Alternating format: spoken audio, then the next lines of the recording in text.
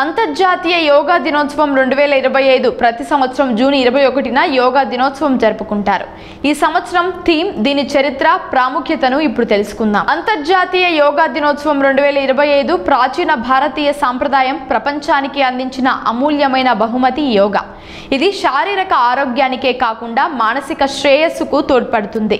ప్రతి సంవత్సరం జూన్ 21న యోగా అభ్యాసాన్ని గౌరవించడానికి, దాని ప్రయోజనాలను ప్రపంచవ్యాప్తంగా అందేలా ప్రోత్సహించడానికి అంతర్జాతీయ యోగా దినోత్సవాన్ని జరుపుకుంటారు.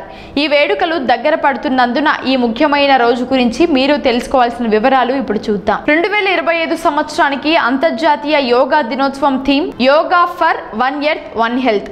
ఈ సంవత్సరం ప్రపంచవ్యాప్తంగా జరుపుకునే ఈ వేడుక 11వ వార్షికోత్సవాన్ని సూచిస్తున్నందున 2025 ఒక ముఖ్యమైన మైలురాయిగా నిలుస్తుంది. ఈ సంవత్సరం వేడుకల్లో 10 ప్రత్యేక కార్యక్రమాలు ఉన్నాయి. వీటిలో ప్రధానమైనది యోగా సంఘం. ఇది భారతదేశం అంతటా 1,00,000 ప్రాంతాల్లో భారీ యోగా ప్రదర్శనలు నిర్వహిస్తుంది. ఇతర 9 కార్యక్రమాలు యోగా బంధన్, యోగా పార్క్, యోగా సమావేశ్, యోగా ప్రభావ, యోగా కనెక్ట్, హరిత్ యోగా, యోగా అన్ప్లగ్డ్, యోగా మహాకుంభ్, సంయోగ. 2014లో ప్రధానమంత్రి నరేంద్ర మోదీ చేసిన కృషి ఫలితంగా ఐక్యరాజ్య సమితి జనరల్ అసెంబ్లీ జూన్ 21ని అంతర్జాతీయ యోగా దినోత్సవంగా ప్రకటించింది.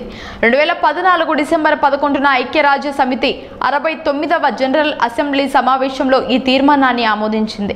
ఈ సమావేశంలో ప్రధాని మోదీ మాట్లాడుతూ, యోగా మన ప్రాచీన సాంప్రదాయం నుండి వచ్చిన ఒక అమూల్యమైన బహుమతి. యోగా మనసు, శరీరం, ఆలోచన, క్రియల ఐక్యతను సూచిస్తుంది.